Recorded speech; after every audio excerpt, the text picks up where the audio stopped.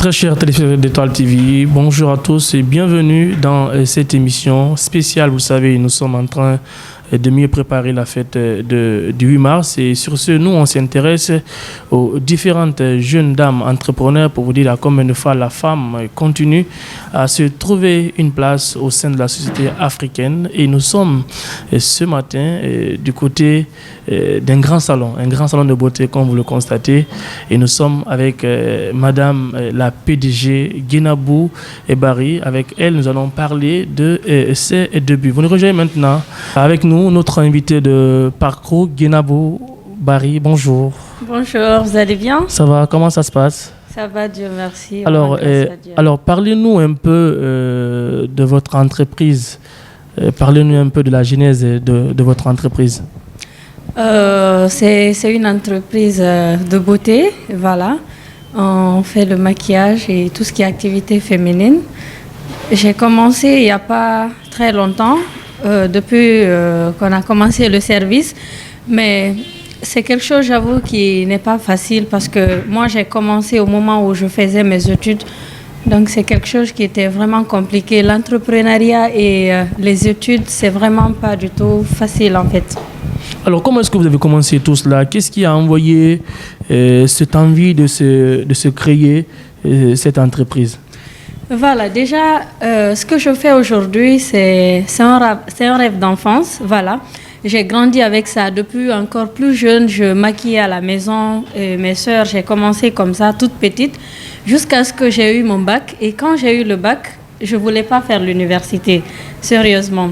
Et la famille a insisté que je continue. Et j'ai continué jusqu'à arriver en deuxième année. J'ai voyagé, j'ai fait une formation à l'étranger, je suis revenue.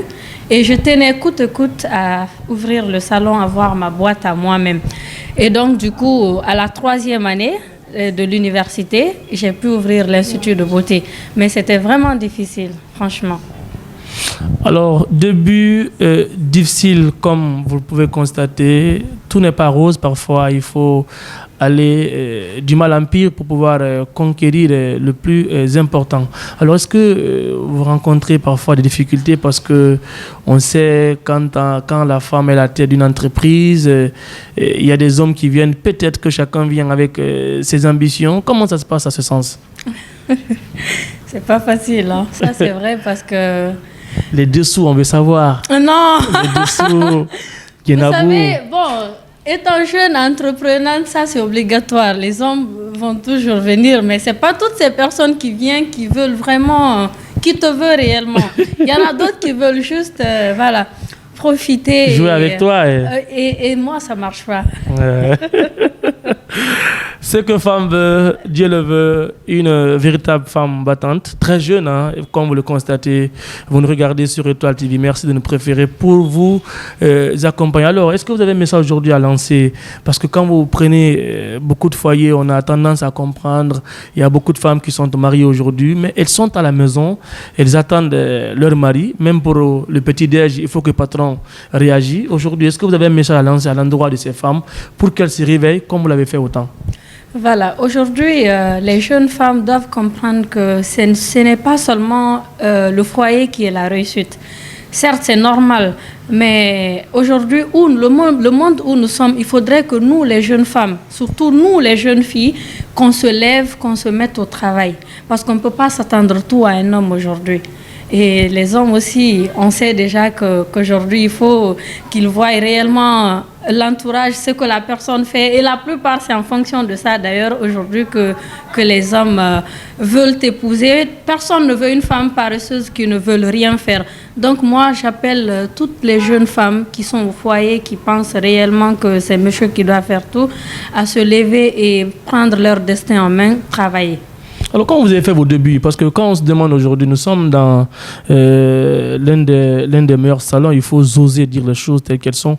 Alors, comment est-ce que vous avez réussi à récolter tous ces fonds pour démarrer ce début? Parce que franchement, ce n'est pas quand même une petite entreprise dont nous sommes ce matin. Voilà, le soutien de ma famille, mes grandes sœurs et ma maman. C'est des gens qui m'ont beaucoup soutenue dans le domaine. Voilà, surtout ma première grande sœur.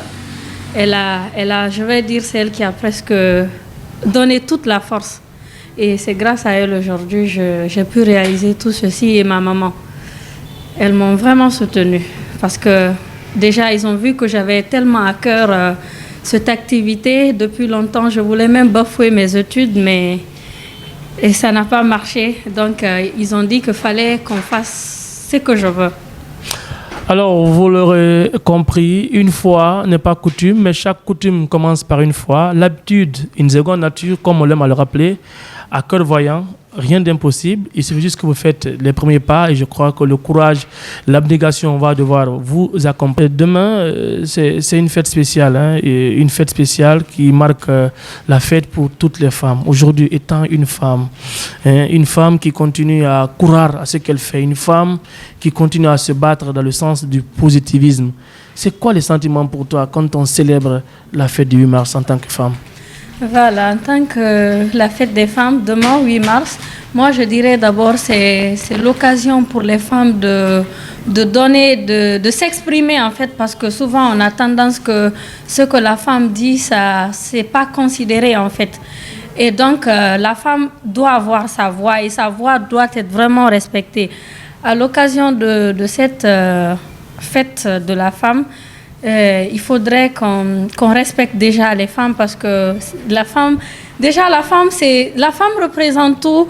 Il faut qu'on considère un peu la femme. Mais est-ce que peut-on respecter une femme qui se respecte pas? Bien sûr. Les violences, par exemple, faites les femmes. En ce moment, surtout l'année-là et l'année passée, les femmes ont subi beaucoup de violences. Est-ce que ces viols n'ont pas des raisons parfois? Si nous faisions, si nous faisions un peu recours au mode vestimentaire, c'est vrai qu'on veut tout dire sur ce plateau, mais aujourd'hui, vous avez tendance à comprendre que nos sœurs s'habillent mal. Il faut oser dire les choses. Mais ce n'est pas une raison. C'est pas une raison, franchement. Et ces derniers temps, on a vu beaucoup de violences, des femmes qui ont été tellement violées, des femmes qui subissent des coups dans leur foyer. Et ce n'est pas normal. Il faut que cela s'arrête. Donc, c'est l'occasion pour nous, les femmes, de s'exprimer, surtout dans ce sens. Mais pourquoi tu veux ignorer une vérité qui est irréfutable? Je n'ignore pas. On aime à le dire que le corps, le corps de la femme est sacré. La femme a pour valeur son corps. Mais si aujourd'hui, vous n'êtes pas épargné de cela, vous êtes à Conakry, vous constatez autant que moi, nombreuses des femmes, nombreuses de nos sœurs aujourd'hui s'habillent en costume d'Adam. N'est-il pas une raison? Non, ce n'est pas une raison, Bansa. Je ne suis pas d'accord. C'est pas parce que, au fait, moi je me dis, certes, la femme doit se respecter et tout, le corps de la femme est sacré, mais ce n'est pas parce que la femme s'habille d'une façon qu'elle mérite tout ce qu'elle subit aujourd'hui. Il y en a plein de viols, ça ne finit même pas. Moi, j'ai été agressée récemment ces jours-ci. Et donc, franchement, c'est Dieu qui m'a aidée dans ça. Et même pas ça aussi, les femmes souffrent énormément, tout le temps victimes de viols. Qu'est-ce qu'il faut aujourd'hui pour éradiquer? Il faut que ça s'arrête. Comment cela peut s'arrêter? Surtout, l'État doit agir en fonction de ça. Surtout, parce qu'aujourd'hui, on voit des gens commettre des choses aux femmes. Et on leur prenne emprisonnés. Après 1 mois, 2 mois, tu leur vois au dehors. Ça va toujours continuer. Alors, vous voulez toucher cette histoire de manque d'impunité. Vous voulez faire comprendre que c'est tout cela qui continue à aggraver cette histoire de viol. Parce que les gens ne sont pas punis. Les gens ne sont pas punis, ça c'est vrai. Et je pense que pour les hommes aussi, ils ont mille manières d'avoir toutes les femmes qu'ils veulent. Mais pas seulement ce côté viol, mais de reconnaissance que la femme subisse beaucoup de choses aujourd'hui.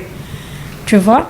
Donc, il faudrait qu'on prenne vraiment aussi nos destins en main, nous, oui, les mais femmes. est-ce que quelque part, c'est vrai qu'aujourd'hui, les femmes subissent, les femmes sont victimes de beaucoup de maux. Je suis entièrement d'accord. Mais quelque part, est-ce que ces femmes aussi n'ont pas les raisons dedans?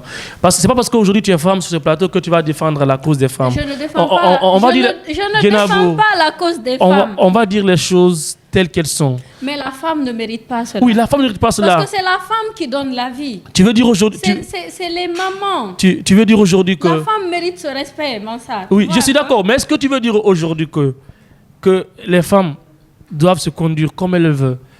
Aujourd'hui, tu n'es pas en marge de cela.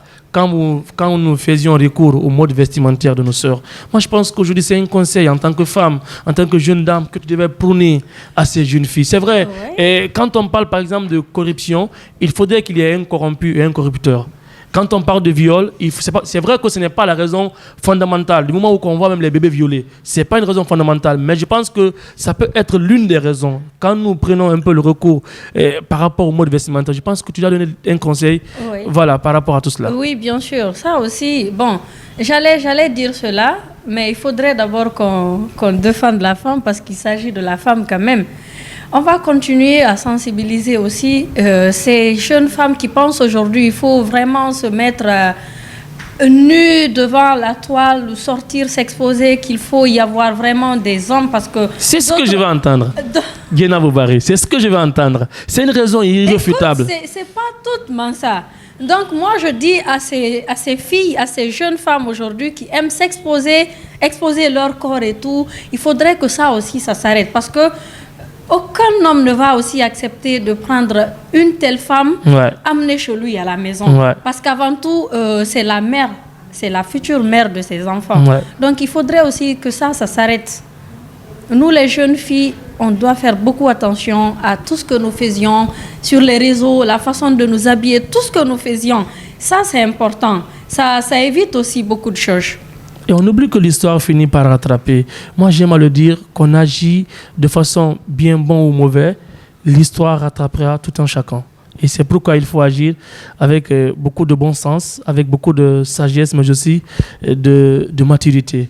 Alors, aujourd'hui, si l'on voudrait notamment se rendre dans ce salon, qu'est-ce qu'il faut? Donnez-nous un peu de détails par rapport à votre salon. Voilà, et c'est pas difficile. Déjà, nos prix sont tellement abordables. Comme il y a plein de gens, quand ils entendent Luxurious Beauty, pour eux, il faut vraiment, c'est cher, il faut beaucoup d'argent. Parce qu'on entend luxe quand même. Et non, quand c'est luxe, c'est... Il faut beaucoup d'argent, c'est vrai, c'est le luxe, mais c'est pour tout le monde. On a des prix vraiment abordables et je pense que c'est ce que les gens doivent savoir surtout.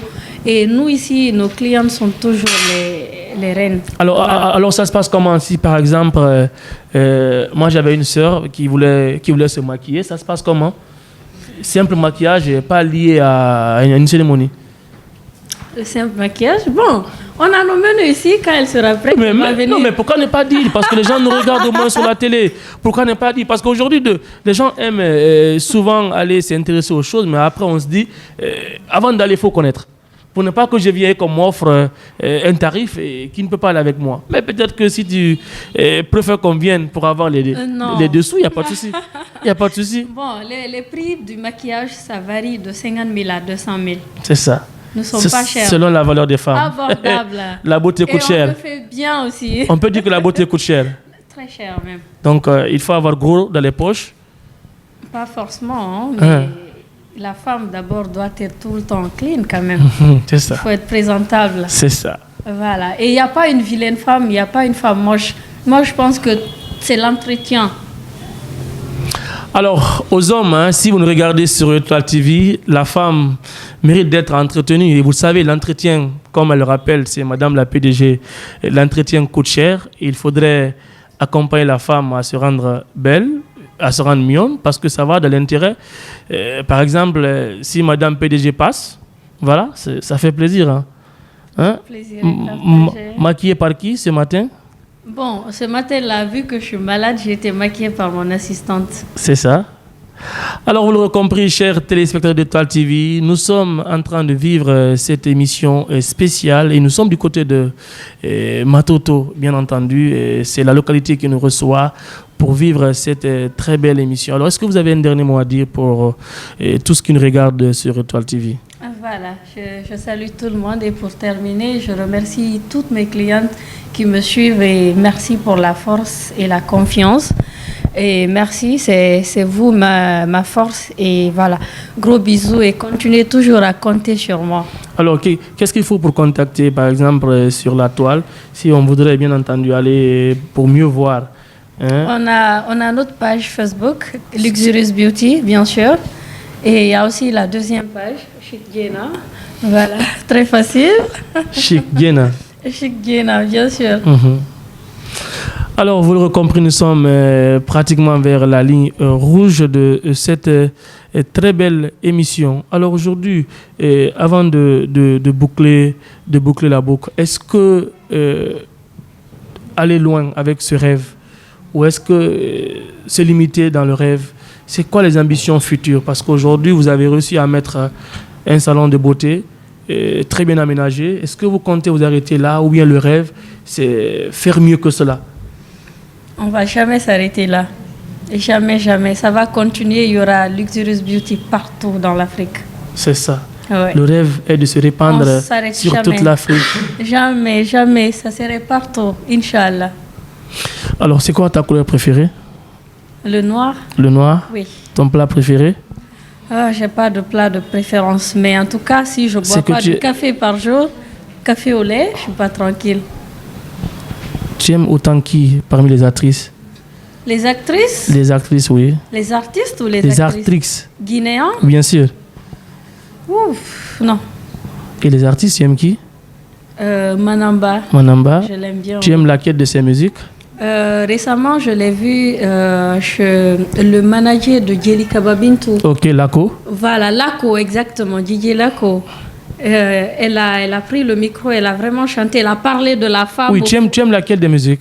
Non, c'est ça, c'est ce que j'aime le plus. Maintenant, la musique, c'est avec son mari, là, Loubé. Allez, ça n'est pratiquement terminé au compte de cette très belle émission. Tout le plaisir a été pour moi de vous servir au micro Mansa Record. On était avec Guinabou et Barry, valeureuse et PDG d'ici là. À très vite pour d'autres émissions. Guinabou, un plaisir d'être reçu ce matin. Partagé. Merci beaucoup d'être passé. Allez, ça fait plaisir. Merci. Alors, on est pratiquement vers la fin. Merci à celui qui réalise cette belle émission. On l'appelle Gibril Biz et Soma pour le plaisir devant vos caméras. C'est Mansa Record. À très vite pour une fois encore. Au revoir.